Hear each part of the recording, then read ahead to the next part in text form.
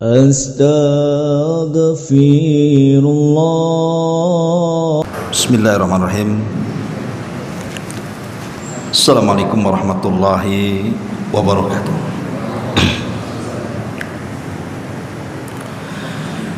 Alhamdulillah wassalatu wassalamu ala rasulillah wa ala alihi wa sahbihi wa mawalah wa la hawla wa la quwwata illa billahi wa ba'd.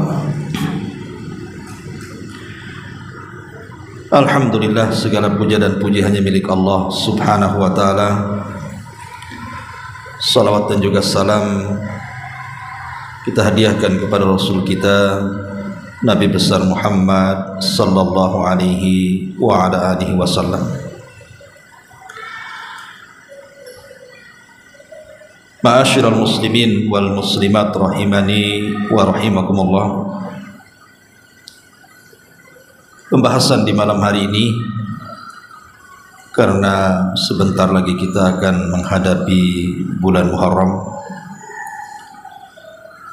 dan di bulan Muharram itu ada puasa yang disebut dengan Asyura.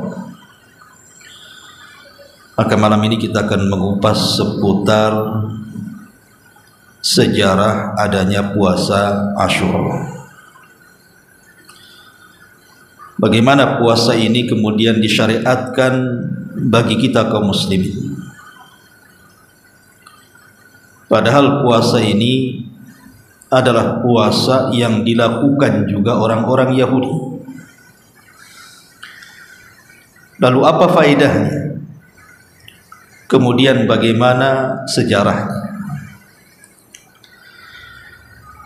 Ma'asyiral muslimin yang dimuliakan Allah subhanahu wa ta'ala, disebutkan dalam sebuah hadis yang dikeluarkan dari Imam Al-Bukhari dan Muslim dari hadis Abdullah ibn Abbas radhiyallahu anhu. Qadiman Nabiy sallallahu alaihi wasallam al-Madinata fara al-yahud tasumu yawma Ashura. Faqala ma hadha? Qalu hadha yawmun salihun, hadha yawmun najjallahu bani Israil min aduwihim, fasamahu Musa syukran. Faqala an-nabiy sallallahu alaihi wasallam fa ana ahaqqu bi Musa minkum, fasamahu wa amara bisiyamihi. Kata Abdullah ibn Abbas radhiyallahu anhuma, saat Nabi sallallahu alaihi wasallam mendatangi kota Madinah, ketika Nabi sallallahu alaihi wasallam hijrah pertama kali dari Mekah ke Madinah, dilihatnya orang-orang Yahudi Madinah itu mereka berpuasa pada hari Asyura. Maksud hari Asyura adalah tanggal 10 bulan Muharram. Maka Nabi SAW bertanya kepada orang Yahudi, puasa apa ini? Maka orang-orang Yahudi mengatakan, ini hari yang baik, dan ini hari Allah subhanahu wa ta'ala menyelamatkan Bani Israel dari musuh-musuhnya. Maka Musa pun berpuasa karena merasa bersyukur sudah diselamatkan. Maka Nabi SAW mendengar alasan orang-orang Yahudi itu, mengatakan, kalau begitu saya berhak dengan Musa dibandingkan kalian. Maka Rasul berpuasa dan memerintahkan seluruh para sahabatnya untuk berpuasa. Dari hadis ini kesannya Nabi SAW mengikuti puasanya orang-orang Yahudi. Itu kesannya. Padahal tidak. Nabi SAW tidak pernah mengikuti puasanya orang-orang Yahudi, karena orang-orang jahiliyah, orang-orang musyrik Arab yang ada di Mekah, mereka juga mengagungkan hari Asyura. Dari Aisyah radhiyallahu anha, qalat, dia mengatakan, kana yaumu Asyura yauman tasumuhu Quraisyun fil jahiliyah. Hari Asyura juga adalah satu hari di mana orang-orang Quraisy di masa jahiliyah mereka juga berpuasa. Wa kana an-nabiy sallallahu alaihi wasallam yasumuhu, dan Rasul pun ikut berpuasa juga. Jadi sebelum hijrah itu Rasul sudah berpuasa Asyura. Lah ketika kemudian Rasul hijrah ke kota Madinah, kok orang-orang Yahudi berpuasa juga. Makanya Nabi SAW bertanya di sini, puasa apa kalian ini? Maka orang-orang Yahudi mengatakan, ini puasa di mana Allah menyelamatkan Nabi kami dan Bani Israel dari kejaran Fir'aun dan bala tentaranya. Makanya Rasul mengatakan, ana ahabbu bi Musa minkum, saya lebih berhak menghormati Musa dibandingkan kalian. Maka Rasul pun berpuasa dan merintahkan para sahabat untuk berpuasa. Dari sini kita tahu bahwa puasa Asyura itu diagungkan orang-orang jahiliyah dan juga orang-orang Yahudi. Tapi Nabi SAW tidak berpuasa karena mengikuti Yahudi, tapi Rasul SAW hanya mengikuti alasannya. Ketika orang Yahudi mengatakan ini puasa Nabi Musa karena bersyukur kepada Allah Azza wa Jal, maka Rasul berpuasa. Dan banyak puasa para nabi yang kemudian menjadi syariat Islam, seperti puasa Nabi Daud atau dikenal dengan puasa Daud, atau puasa Nabi Ibrahim Ayyamul Bir, 3 hari dalam sebulan, dan begitu seterusnya. Ma'asyiral muslimin yang dimuliakan Allah Azza wa Jalla, walaupun demikian hukum puasa Asyura ini disebutkan dalam hadis Salamah ibn Aqwa radhiyallahu anhu, amara an-nabiy sallallahu alaihi wasallam rajulan min Aslam. Nabi sallallahu alaihi wasallam satu hari memerintahkan seorang laki-laki dari kabilah Aslam, an adzin fin nas, untuk mengumandangkan pengumuman kepada manusia, anna man kana aqlun falyasum baqiyata yaumihi wa man lam yakun aqlun falyasum fa innal yawma asyura fa innal yawm yawmu asyura. Rawahul Bukhari. Ketika Nabi SAW merintahkan seorang laki-laki dari suku Aslam untuk mengumandangkan kepada manusia, siapa yang punya makanan maka hendaklah berpuasa dari sisa waktunya, tapi siapa yang tidak memiliki makanan di rumahnya maka berpuasalah, karena ini adalah hari di mana hari ini adalah hari tanggal 10 bulan Muharram.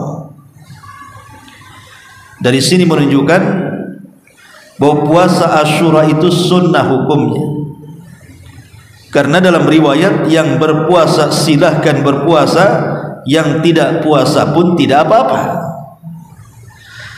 Tetapi walaupun demikian, kalau kita melihat sejarah di syariatkannya puasa Asyura itu, pertama, puasa Asyura ini orang-orang Mekah sudah berpuasa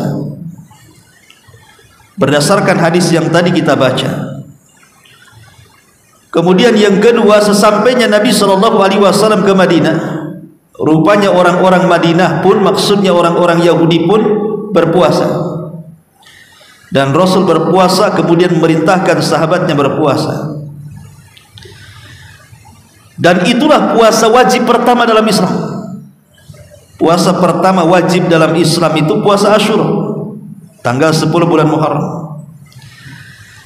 Baru setelah kemudian tahun kedua Hijriah, maka ketika Allah Subhanahu wa taala mewajibkan puasa Ramadan, maka Allah Subhanahu wa taala kemudian menghapus hukum puasa yang tadinya wajib menjadi sunnah. Karena Islam sudah punya puasa wajib sendiri Ramadan, yang tadinya Asyura wajib menjadi sunnah.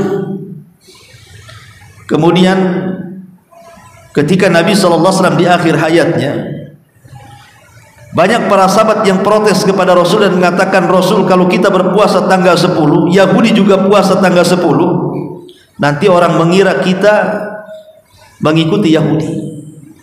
Maka Nabi SAW mengatakan, ya sudah, kalau begitu tahun depan kita akan berpuasa tanggal 9 juga. Tetapi Allah Subhanahu wa ta'ala takdirkan belum sampai Rasul berpuasa tanggal 9, Rasul sallallahu alaihi wasallam wafat. Artinya sudah janji akan puasa tanggal 9. Dari sini kata Imam Ibnul Qayyim rahimahullahu taala, Imam Ibnul Qayyim rahimahullahu taala membuat maratib siyam yaum Asyura. Tertib puasa hari Asyura itu menjadi 3 hukum. Yang pertama, kata Imam Ibnul Qayyim rahimahullahu taala, akmaluha an yusama qablahu yaumun wa ba'dahu yaumun. Sebaiknya berpuasalah tanggal 10, kemudian berpuasalah hari sebelum tanggal 10 tanggal 9, dan setelah tanggal 10 tanggal 11. Berarti berpuasa 3 hari berturut-turut, 9, 10, 11. Ini yang paling sempurna kata Imam Ibnul Qayyim. Kemudian yang kedua, wa yalidzalik an yusamat tasi wal asyir. Ataupun kita boleh berpuasa tanggal 9 dan tanggal 10. Wa alaihi aktsarul ahadits. Dan inilah yang banyak ditunjukkan oleh banyak riwayat, tanggal 9 dan tanggal 10. Wa yalidzalik ifradul ashir wahdahu bis-shaum. Ataupun kalau memang ada uzur dan tidak bisa melaksanakan tanggal 9, 10, 11 atau tanggal 9, 10, maka boleh dilakukan tanggal 10 saja. Adapun orang yang mengkhususkan tanggal 9 saja tanpa berpuasa tanggal 10, kata Imam Ibnul Qayyim, maka itu famin naqsi fahmil athar. Orang ini kurang memahami dalil. Jadi orang yang mengkhususkan tanggal 9 saja, berarti orang ini tidak paham dalil, bahwa tujuannya bukan di tanggal 9 tapi tanggal 10. Tanggal 9 ini karena kekhawatiran para sahabat, kalau seandainya puasa tanggal 10 saja itu akan menyerupai puasanya orang Yahudi. Makanya Rasul mengatakan, ya sudah, kalau begitu tahun depan kita berpuasa tanggal 9 saja. Tapi ada hadis yang umum yang mengatakan, selisihilah orang-orang Yahudi itu, berpuasalah sebelum dan sesudahnya. Artinya 9, 10 dan 11. Taib itu secara global bicara tentang puasa Asyura. Kita masuk pada sejarahnya. Ma'asyiral muslimin yang dimuliakan Allah Subhanahu wa taala. Tadi riwayat yang kita baca di permulaan, bahwa sejarah puasa Asyura itu dimulai daripada kisah Nabi Musa alaihi salatu wassalam. Di dalam Al-Quran Allah Subhanahu wa taala mengatakan, inna fir'auna ala fil ardi wa jala ahlaha syi'an yastad'ifu ta'ifatan minhum atau yastad'ifu ta'ifatum minhum yudabbihu abna'ahum wa yastahyi nisa'ahum innahu kana minal mufsidin. Sesungguhnya Fir'aun telah berbuat sewenang-wenang di muka bumi dan memecah belah penduduknya dengan menindas segolongan dari mereka, menyembelih anak-anak laki-laki mereka dan membiarkan hidup anak perempuan mereka. Sesungguhnya Fir'aun termasuk orang yang berbuat kerusakan. Kenapa Fir'aun sampai sekejam itu, membunuh anak laki-laki dan membiarkan anak perempuan? Kita urut kisahnya secara singkat. Dari zaman Nabi Ibrahim alaihi salatu wassalam, kita tahu bahwa perjalanan Nabi Ibrahim itu berawal dari Irak, kemudian hijrah ke Palestina, kemudian dari Palestina hijrah ke Mesir. Di Mesir inilah terjadi peristiwa yang sangat memilukan keluarga Ibrahim,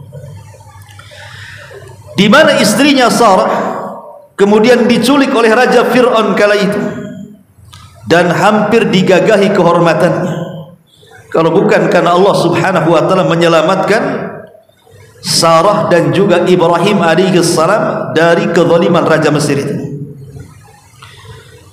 Akhirnya setelah Allah selamatkan karena kuasa Allah azza wa jalla, maka Ibrahim pun berdoa keburukan kepada Fir'aun di zamannya dan mengatakan, ya Rabb, lahirkan dari keturunan yang akan menggulingkan kekuasaan si Fir'aun ini. Itu doanya Nabi Ibrahim. Lah doa Nabi Ibrahim ini kemudian dibicarakan oleh anak turunannya sampai kepada di masa Fir'aun Nabi Musa alaihi salatu wassalam, dibicarakan oleh Bani Israel. Ditambah-tambah Fir'aun ini bermimpi, di mana dalam mimpinya muncul api dari Palestina kemudian membakar seluruh negara Mesir, kecuali perkampungan Bani Israel tidak terkena lahapan api. Makin dikuatkan lagi dengan mimpinya itu. Pertama dikuatkan dengan kisah desas-desus cerita Bani Israel bahwa kakek buyut mereka Ibrahim pernah berdoa bahwa akan ada dari turunannya yang akan menggulingkan kekuasaan Fir'aun. Ditambah-tambah Fir'aun mimpi, kan makin kuat, berarti dia akan digulingkan. Apalagi setelah kemudian dia berusaha mengumpulkan para penasihat spiritualnya, bertanya nih soal takwil mimpi.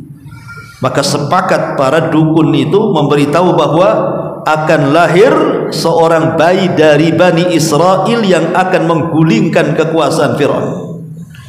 Dari situlah Fir'aun mulai ganas, kemudian membuat aturan sembelih anak laki-laki, biarkan anak perempuan. Sejak itulah terjadi pembunuhan dan pembantaian bayi laki-laki. Setiap ada wanita hamil dari Bani Israel ditunggu kelahirannya, karena di zaman itu tidak seperti zaman sekarang kan, kita tidak tahu yang lahir perempuan laki-laki. Kalau sekarang dalam kandungan saja sudah tahu, sudah ada USG kan gitu. Oh, nampak laki-laki ini katanya, padahal belum lahir tuh. Jadi zaman itu ditunggulah lahirnya, nampak laki-laki bantai kan itu. Perempuan tinggal, jangan dibunuh perempuan itu. Dan itu berlangsung bertahun-tahun, sampai akhirnya kemudian orang-orang tua dari anak bayi-bayi yang dibunuh ini semakin tua dan semakin renta. Sebagian mereka meninggal, sementara anak-anak bayi laki-laki tidak ada yang hidup karena dibunuh. Maka semakin sedikitlah jumlah Bani Israel. Dari situ memicu kekhawatiran para pejabat Mesir dan mengatakan kepada Fir'aun, wahai Fir'aun, kalau ini dilakukan sehingga yang tua-tua Bani Israel mati sementara tidak ada generasinya, lalu siapa yang akan menolong kami di sini? Siapa yang akan menolong membantu jalan, pembangunan jalan, pembangunan gedung, menjadi pembantu dan begitu seterusnya? Ya tidak mungkinlah kaum kami mau seperti mereka.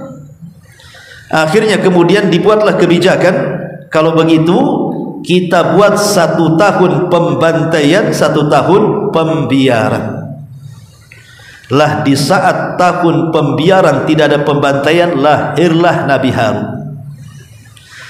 Tapi di tahun ketika pembantaian lahir pula Nabi Musa.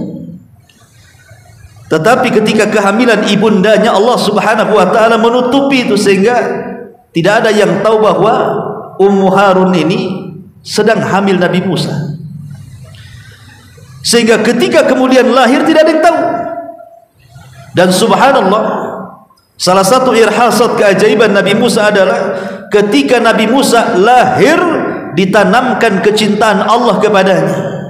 Dan kalau Allah menanamkan kecintaan kepada hambanya, maka ditanamkan kecintaan kepada keluarga dan kabilahnya. Maka ketika Musa kecil, kabilahnya sayang dengan Musa dan orang tua juga sayang, sehingga mereka mengatakan jangan sampai bayi ini kemudian ketahuan oleh kaum Kipti bisa dibunuh. Akhirnya kemudian Allah ilhamkan kepada ibu Nabi Musa untuk membuat kotak.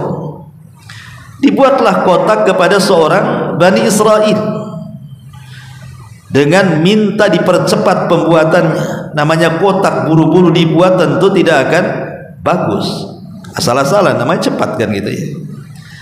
Artinya kalau tidak bagus ini kotak akan dihanyutkan di lautan atau akan dihanyutkan di Sungai Nil, bisa saja kemudian tenggelam kotanya, atau mungkin masuk air di lubang-lubangnya kan gitu. Tapi kuasa Allah Subhanahu wa taala, walaupun kotak itu terburu-buru pembuatannya, Nabi Musa diletakkan di situ, kemudian dihanyutkan dengan tetap di tali ke daratan, tapi Allah selamatkan Musa. Tidak tenggelam Musa. Jadi kalau di siang hari sengaja di kotak itu dilepaskan, yang jelas talinya tidak lepas, dan kalau malam hari dicopot karena Musa harus disusui. Sampai pada waktunya Allah Subhanahu wa ta'ala takdirkan talinya lepas, maka kotak itu kemudian berenang sampailah di istana Firaun. Lah ketika kemudian kotak itu sampai di istana Firaun, maka akhirnya kemudian kotak itu diambil oleh istri daripada Firaun, Asiyah bintu Muzahim. Subhanallah, Asiyah bintu Muzahim ditanamkan oleh Allah perasaan sayang kepada bayi itu, sampai ketika Fir'aun itu hendak membunuhnya, curiga ini bayi Bani Israel ini katanya, maka istrinya mengatakan, wa qalat imra'atu fir'aun qurrat aini li walak la taqtulu asa an yanfa'ana aw nattakhidahu waladan wa hum la yash'urun. Dan berkata istri Fir'aun, Asiyah bintu Muzahim, ini adalah penyejuk mata hatiku dan mudah-mudahan juga penyejuk untuk kedua mata. Tapi Fir'aun mengatakan tidak, itu penyejuk matamu saja katanya, tidak mataku katanya. Kata para ulama tafsir, seandainya Fir'aun mengiyahkan perkataan Asiyah, tentu dapat hidayah. Tapi Allah sudah takdirkan Fir'aun ini memang kafir dan mati di atas kekafiran. Dia malah mengatakan itu penyejuk matamu dan tidak mataku katanya. Coba kalau Fir'aun dialah, mudah-mudahan penyejuk mata kita berdua, pasti dapat hidayah dia. Tapi takdir memang digariskan tidak seperti itu. Maka Asiyah mengatakan, la taqtuluh, jangan kau bunuh. Boleh jadi bayi ini akan bermanfaat bagi kita, atau kita ambil sebagai anak angkat kita. Maka Allah mengatakan, wahum la yash'urun, mereka tidak sadar bahwa yang dimaksud oleh Fir'aun, orang yang akan dalam mimpinya, orang yang akan menggulingkan kekuasaannya, adalah bayi yang sementara ditemukan dalam kotak itu. Lihat, wa makaru makran, wa makaru makran, wa makarna makran, wallahu khairul makirin. Mereka hendak membuat makar, Allah juga punya makar, dan Allah sebaik-baik makar. Mereka tidak sadar bahwa bayi itu yang akan menggulingkan kekuasaannya. Singkat cerita, Musa pun akhirnya tumbuh di istana Fir'aun. Walamma balagha ashuddahu wastawa atainahu hukman wa ilman wa kadzalika nazzil muhsinin. Dan setelah Musa cukup umur, dewasa maksudnya, dan sempurna akalnya, kami berikan kepada Musa hikmah kenabian dan juga pengetahuan, dan demikianlah kami memberi balasan kepada orang-orang yang berbuat baik. Singkat cerita, satu hari Musa karena sudah dewasa tuh, dan orang-orang mengenalnya dia adalah anak Fir'aun, anak nomor 1 Mesir. Berjalan-jalanlah satu hari Musa itu di ganggang kota Mesir. Rupanya ada seorang Kipti dan Bani Israel berkelahi. Jadi Kipti itu dari kabilah Fir'aun punya ladang, karena merasa tuan dia kan, dari keluarga Fir'aun tentu merasa jadi tuan, dan Bani Israel itu merasa diperbudak oleh mereka. Jadi meminta salah seorang anak muda dari Bani Israel untuk membantu di ladangnya. Tidak mau. Anak muda dari Bani Israel menolak, karena tahu bahwa percuma saja bekerja kalau dianggap budak yang nggak dibayar kan gitu. Akhirnya cekcok. Ketika cekcok itulah Musa lewat di situ. Lah ketika kemudian Kibti ini hendak menyiksa si Bani Israel ini, pemuda Bani Israel tiba-tiba berteriak kepada Nabi Musa alaihi salatu wassalam untuk supaya dia menolongnya.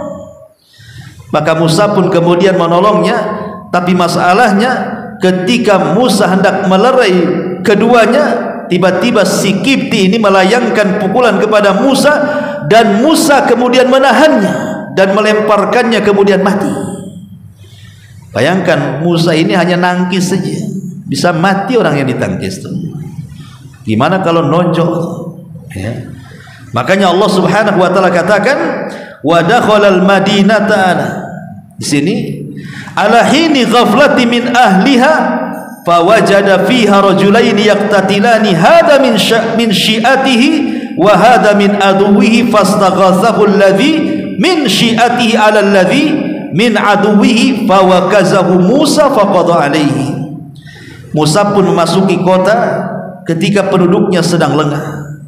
Ia pun mendapati padanya dua laki-laki yang sedang berkelahi, yang seorang berasal dari golongan Bani Israel dan seorang lagi berasal dari kaum Fir'aun. Lalu orang yang dari golongan Bani Israel pun meminta bantuannya untuk mengalahkan orang yang berasal dari musuhnya. Musa pun kemudian meninju orang tersebut dan seketika matilah dia.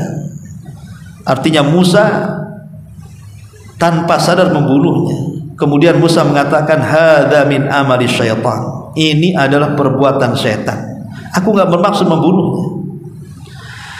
Tetapi peristiwa pembunuhan ini bahaya, karena bagaimana yang dibunuh ini anak pejabat Mesir, dan ketika itu hukuman para pembunuh dibunuh, qisas gitu ya. Tetapi pembunuhan disembunyikan, tidak ada yang tahu ya. Lah ketika kemudian satu hari rupanya anak muda dari Bani Israel ini yang ditolong oleh Nabi Musa rupanya ribut lagi sama orang. Oh, rupanya dia tukang ribut tuh ya. Ketika kemudian Musa datang, kemudian Musa hendak melerainya, tapi Bani Israel ini ketakutan, disangkanya Musa akan menyalahkan dia dan akan memukulnya, sehingga dia akan mati seperti kaum Kipti yang ditonjok Musa itu. Tiba-tiba dia berteriak dan mengatakan, ya Musa, apakah engkau akan membunuhku seperti engkau membunuh orang kemarin, katanya. Akhirnya orang-orang tahu siapa pembunuh kemarin itu. Oh, Nabi Musa. Tersebarlah isu sampai ke istana. Fir'aun marah, akhirnya menyebarkan jasus dan tentara tangkap Musa. Maka kemudian ketika kemudian heboh tuh di istana itu, tiba-tiba kemudian datang laki-laki yang saleh, tidak disebutkan siapa dia. Waja'a rajulun min aqsal madinati yas'ah, dan datanglah seorang laki-laki dari ujung kota dengan tergesa-gesa. Qala ya Musa, innal mala'a ya'tuna bika liyaqtuluka fakhruj anni laka minan nasihin. Hei Musa, sesungguhnya para pembesar negeri sedang merundingkan pembunuhanmu. Keluarlah engkau dari kota ini, sesungguhnya aku benar-benar tulus menasihati kamu. Keluar cepat. Akhirnya Musa pun tanpa berpikir panjang, karena kalut, keluar dari Mesir dia tanpa ya menyediakan perbekalan, pulang dulu kah, ngambil koper, ngambil baju, ngambil bekal, enggak ya, karena kondisinya genting, langsung pergi begitu saja. Menuju mana? Menuju Madian. Ketika kemudian Musa sudah putus asa karena harus kemana dia arahkan perjalanannya, rupanya kemudian ketika dia sedang bingung harus kemana, maka Musa pun berdoa kepada Allah Azza wa Jal, asa Rabbi an yahdiyani sawa as-sabil, mudah-mudahan Tuhanku memimpinku ke jalan yang benar. Maka ketika Musa sampai di Madian, dan Madian ini sudah masuk negeri Arab tuh ya, negeri Arab, maka Musa Allah takdirkan melihat ada orang yang sedang ngantri ngambil air, dan antriannya panjang sekali. Rupanya paling belakang ada dua perempuan yang sama-sama juga akan mengambil air. Dari situ Musa menolong dua wanita itu mengambilkan air untuk minuman gembalanya. Singkat cerita, akhirnya Musa pun ditaksir oleh salah satu dari wanita itu. Setelah dikenalkan dengan ayahnya Syuaib. Syuaib di sini bukan nabi, tetapi orang saleh dari kota Madian. Menikahlah Musa dengan salah satu putrinya. Itu pun setelah lama. Jadi setelah Nabi Musa mengambil air itu, kemudian salah satu wanita anak daripada Syuaib itu meminta kepada ayahnya, jadikan dia pekerja kita wahai ayah, karena saya lihat dia orangnya kuat. Maka Musa pun kemudian dipekerjakan di tempatnya Syuaib ini selama berapa? Selama 8 tahun. Setelah 8 tahun bekerja, akhirnya salah satu dari putri Syuaib ini, adiknya, menaksir Musa. Dari situlah kemudian Nabi Musa menikah dengan salah satu dari putri Syuaib ini. Setelah bekerja 8 tahun menikah dia. Kemudian setelah menikah dan sudah hidup 2 tahun, artinya sudah 10 tahun Musa berada di Madian itu, maka dia rindu ingin pulang ke Mesir. Kemudian berangkatlah Musa membawa hartanya dan juga anak istrinya ke Mesir. Di tengah perjalanan, ma'asyiral muslimin yang dimuliakan Allah Azza wa Jalla, rupanya Musa dihadang oleh hujan yang sangat deras, cuaca yang sangat dingin, gelap gulita, obor yang dibawanya padam, sehingga Musa tidak bisa melanjutkan perjalanan. Tapi dari kejauhan dia melihat kok ada api dari kejauhan itu. Keluarganya tidak tahu, tapi Musa melihatnya. Makanya kemudian kata Nabi Musa alaihi salatu wassalam, umkuthu inni anastu nara. Diam kau di sini wahai istri dan anakku, biar aku akan mencari penerangan. La'alli atika minha bi khabarin. Boleh jadi mungkin aku akan mendapatkan kabar dari seseorang, au hadwati minan nar, ataupun mungkin dapat perapian lah minimalnya supaya kita tidak kedinginan. Akhirnya kemudian Musa pun berjalan sendiri. Dikagetkan rupanya dia mendapatkan satu pohon zaitun. Pohon itu hidup, hijau daunnya, tetapi di dalamnya ada air, yang ada api yang sedang menyala kuat sekali. Yang namanya api itu harusnya kan di pohon yang kering gitu. Ini enggak. Pohonnya masih basah, masih hidup, dan api itu tidak membakar pohon, tapi api itu ada di pohon itu. Makin didekati makin besar, makin dekati makin besar. Anehnya api itu tidak panas tapi dingin. Ya. Tiba-tiba kemudian di balik api itu ada suara yang memanggil Musa dan mengatakan, "Ya Musa, inni ana rabbuk fakhlana laika innaka bil wadil muqaddasi tuwa." Hei Musa, saya adalah Tuhanmu, lepas kedua sandalmu karena engkau berada di lembah yang sangat suci. Zatua, maksudnya lembah tua. Ini lembah yang suci, lepas sandal. Ketika Allah mengatakan innani ana rabbuk, saya Rabbmu, maka Nabi Musa terperanjat. Kemudian Allah Subhanahu wa taala mengatakan, wa anakhtartuka fastami lima yuha, dan aku telah memilih kamu wahai Musa sebagai rasul, maka dengarkanlah apa yang akan diwahyukan kepadamu. Dari sinilah kehidupan Musa berbeda, karena dia diangkat menjadi nabi dan rasul.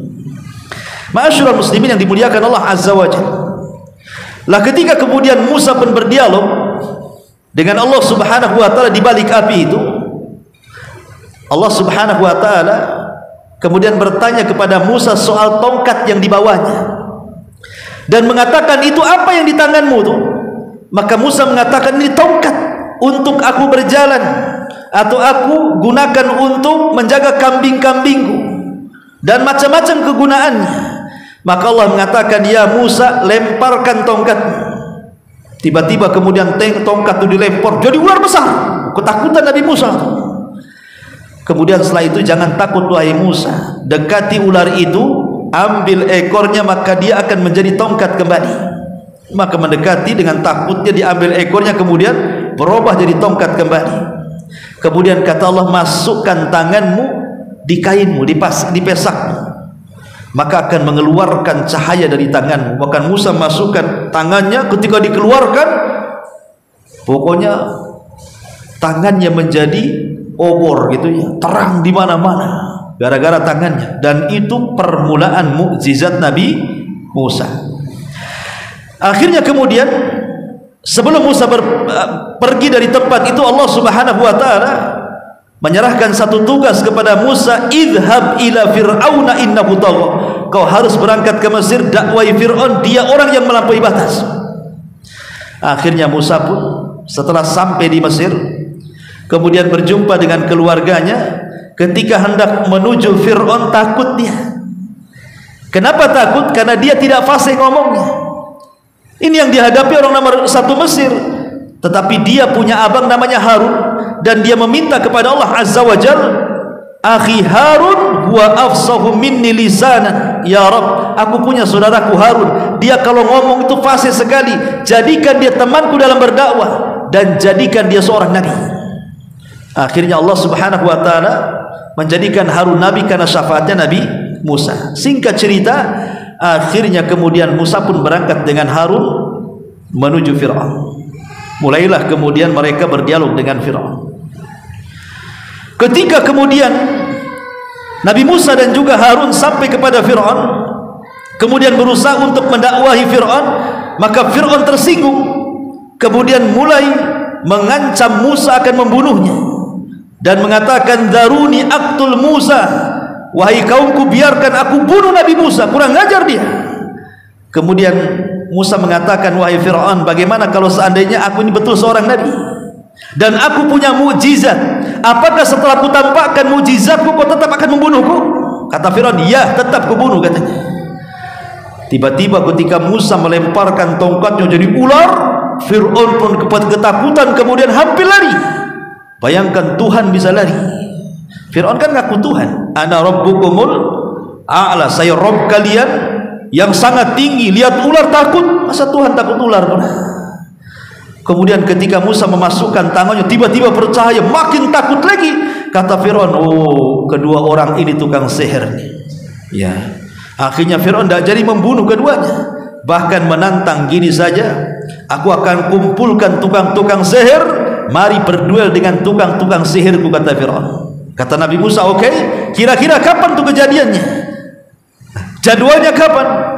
Kata kata Fir'aun, kita lakukan yaumuz zina, hari ulang tahun kerajaan, biar semua manusia menontonnya. Kata Musa, ini yang kuinginkan, ini yang kuinginkan. Dan saya minta kita kelahi waktunya waktu duha, jangan malam, gak nampak nanti. Ma'asyiral muslimin yang dimuliakan Allah Azza wa Jalla, setelah waktu ditentukan, Fir'aun ini sudah mengundang dari semua penjuru Mesir, semua daerah, semua desa, pokoknya diundang, mana-mana tukang sihir datang ke kerajaan. Sampai-sampai dijelaskan, ma'asyiral muslimin yang dimuliakan Allah Azza wa Jalla, jumlah tukang sihir yang diundang oleh Fir'aun menurut Ibnu Katsir dalam kitabnya Bidayah wa Nihayah itu 80.000 tukang sihir. Pokoknya mana-mana tukang sihir, mana-mana bomo, mana-mana dukun, mana-mana ramalan datang-datang. Dari semua desa diundang semuanya. Semua datang. Tukang sihir, bayangkan 80.000 lawan 2 orang. Tetapi Allah katakan, ja'al haq wa zahaqal batil, innal batila kana zahuqa. Tetap saja yang namanya kebenaran tidak mungkin dikalahkan dengan kebatilan. Ketika betul-betul terjadi perkelahian, disaksikan manusia, Musa berkelahi dengan para dukun dan tukang-tukang sihir Fir'aun itu. Tukang-tukang sihir Fir'aun ini seminggu sebelumnya sudah menyiapkan tuh segala sesuatu, bahan-bahan sihir mereka. Tambangnya sudah dipotong-potong kan gitu ya, ya kecil-kecil ya gitu. Kemudian pokoknya sudah disediakan semuanya di sana Fir'aun itu. Ketika hari hanya betul-betul mereka berhadapan dengan Nabi Musa, singkat cerita, Musa pun bisa mengalahkan mereka semuanya. Ketika kemudian Musa dengan sihirnya, orang-orang tukang sihir itu dikalahkan oleh mukjizat Nabi Musa. Ketika tongkatnya kemudian dilempar jadi ular besar sekali, sementara mereka tali-tali kan ular kecil, itu pun ular khayalan. Ya, namanya sihir takhil. sihir hayalan, bahasa kitanya hipnotis gitu ya. Sementara ularnya Nabi Musa ular beneran, dan kadang membesar, kadang mengecil, kemudian gesit, kadang kiri, kadang kanan. Pokoknya ini keajaiban luar biasa. Tukang-tukang sihir mengatakan ini bukan sihir, ini mukjizat nih. Dari situlah seluruh tukang sihir beriman kepada Nabi Musa. Beriman. Tidak ada satupun kecuali beriman. Mereka sujud kala itu kepada Allah Subhanahu wa taala karena yakin dengan Musa alaihi salatu wassalam. Maka Fir'aun marah dan mengatakan, amantum lahu qabla an adana lakum. Hei tukang sihir, berani-berani kalian beriman sebelum aku izinkan? Enak saja kalian beriman. Harus ada izin dariku dulu katanya. Bayangkan beriman saya izin Fir'aun tuh. Ya. Tapi tukang sihir mengatakan tidak. Kami akan beriman tetap kepada Musa. Maka Musa Fir'aun pun marah dan mengatakan, fala uqatti'anna aydiyakum wa arjulakum min khilaf wa la usallibannakum fi judu'in nakhli wa li ta'lamuna ayyuna asyaddu adzaban wa abqa, kata Fir'aun. Oh, kalian nantang saya ya. Kalian akan lihat. Akan aku potong tangan dan kaki kalian dengan bersilang secara bertimbal balik. Dan sesungguhnya aku akan menyalib kalian semuanya di pangkal-pangkal pokok kurma. Dan sesungguhnya kamu akan mengetahui siapa di antara kita yang lebih pedih dan lebih kekal siksaannya, kata Fir'aun. Tetapi mereka tetap istiqomah. Subhanallah, 80.000 dibantai oleh Fir'aun. Tidak ada yang murtad, semua istiqomah. Kata Abdullah ibn Abbas radhiyallahu anhuma, lihat tukang-tukang sihir itu, kanu awwalan nahar kafaratun sahara wa asbahu akhiran nahar syuhadaun barara. Lihat, di awal siang mereka tukang sihir yang jahat, dan di sore hari mereka sudah menjadi syuhada yang baik. Ya, ma'asyiral muslimin yang dimuliakan Allah azza wa jalla, ketika selepas kejadian ini Musa tidak berani lagi mengganggu, Fir'aun tidak berani lagi mengganggu Musa dan Harun, sehingga Musa dan Harun betul-betul fokus berdakwah di tengah-tengah Bani Israel.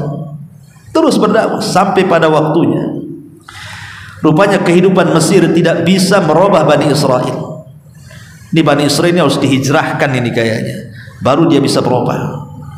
Akhirnya kemudian Musa pun setelah mendapatkan perintah Allah harus mengeluarkan Bani Israel dari Mesir, maka di hari haknya, sebelum datang hari haknya, namanya mau pergi, otomatis Bani Israel kan harus membawa bekal. Ini mau berangkat jauh ini. Akhirnya minta izin kepada Nabi Musa untuk melobi kaum Kipti Fir'aun bahwa mereka akan meminjam uang-uangnya atau emas-emasnya. Jadi satu hari yang diberikan waktu oleh Nabi Musa itu, semua Bani Israel berpencar mendatangi rumah-rumah kaum Kipti, terutama wanita-wanitanya, dan berbohong kepada wanita-wanita kaum Kipti dan mengatakan, besok kami Bani Israel akan mengadakan ulang tahun dan kami harus pakai emas banyak. Ya, bisa nggak kau pinjamkan emas-emas itu hanya sehari saja?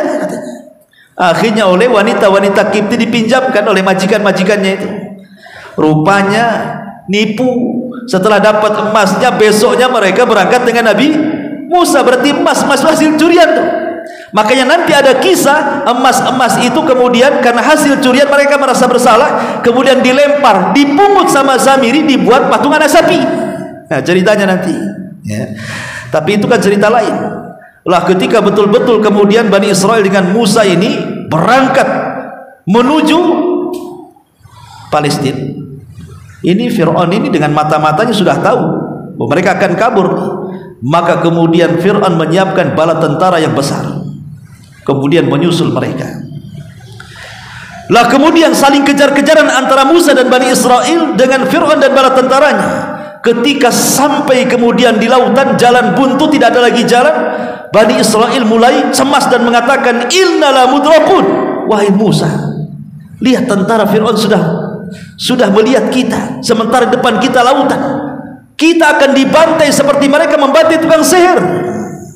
Tapi Musa menenangkan Bani Israel dan mengatakan, jangan sedih dan jangan takut. Inna ma iya rabbi sayahdin. Kebersamaan Allah, Allah pasti akan menunjukkan jalannya.